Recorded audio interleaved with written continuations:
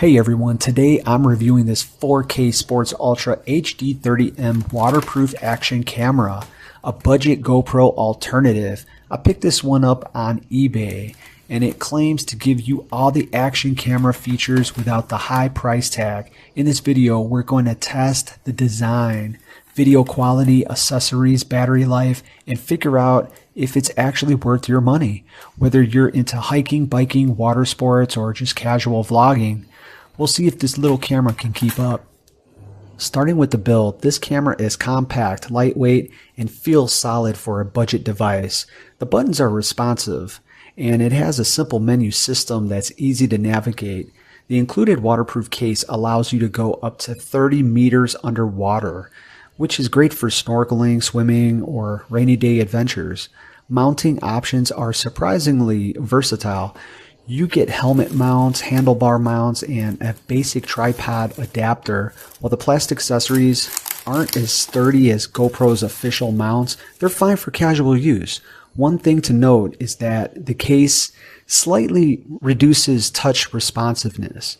So you'll mostly be using the buttons outside the case or with the buttons built into the housing.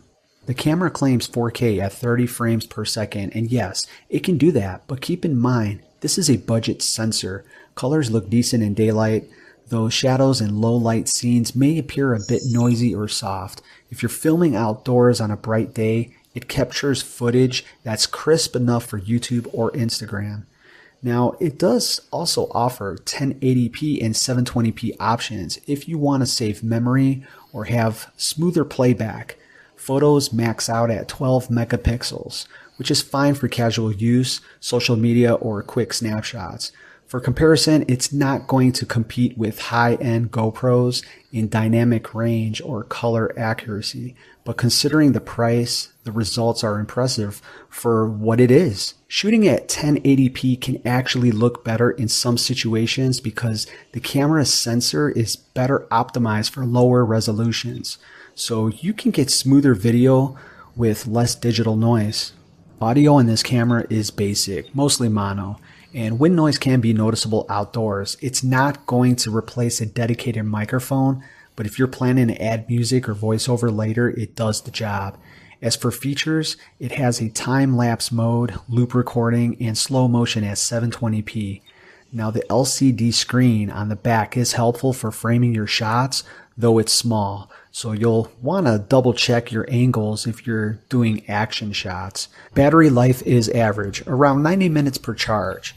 Charging is done via micro USB, which is convenient because you can use a phone charger or power bank. Storage is through micro SD cards, supporting up to 64 gigabytes, which gives you plenty of room for multiple shoots. The package includes multiple mounts, a waterproof case, and some basic mounting hardware. While they're not high-end, they're sufficient for casual filming.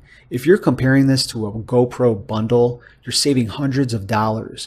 The camera also comes with charging cables, adhesive mounts, and a user manual.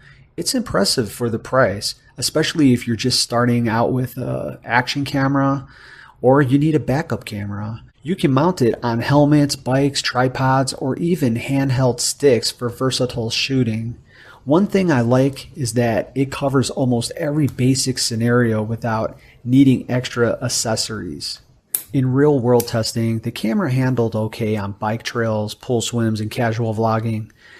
Compared to mid-tier GoPro cameras, the footage isn't as sharp, but for casual YouTube videos, TikTok, or Instagram, it's more than enough.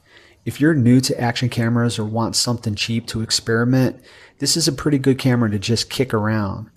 And it's a great starting point. Okay, so should you get this camera? If you want affordable action footage, don't need top tier image quality, and just want something simple, something you can just kick around, mess around with, and don't care about, this camera is perfect. For casual adventurers, budget vloggers, or someone who just wants a secondary camera, it's a solid pick. Just remember the limitations: low light performance, basic audio, and plastic accessories. Overall, the price, it's fantastic for an entry-level action camera. You know, it won't break your bank. That's going to conclude the video for today. Now, I did do another review on another camera that's a 5K, and it's one notch above this one. If you want to check out that review, I'm going to go ahead and link that to this video down below if you want to check that out. And I want to thank you all so much for watching today. And if you have any questions or comments, just go ahead and write that down below. I'll see you on the next video. All right, so here's both cameras compared next to each other. This is the camera that we are talking about in the video today. This is the one that we have done a review on. This is a 4K camera, and it's a GoPro knockoff.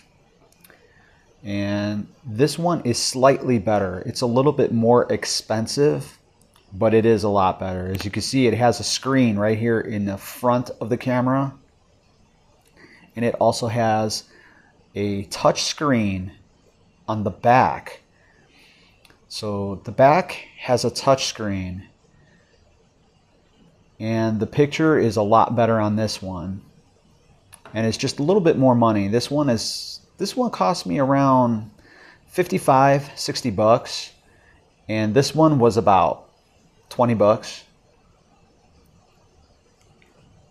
But if you want better quality, better picture, this one is the one you want to get. And I'm going to go ahead and leave a link to the review I did on this camera and attach it to this video that I did the review on with this camera. But if you want something cheaper, this is a good camera. If you want to spend a little extra money and get a better video quality, better picture, this one is definitely the one you want to go for.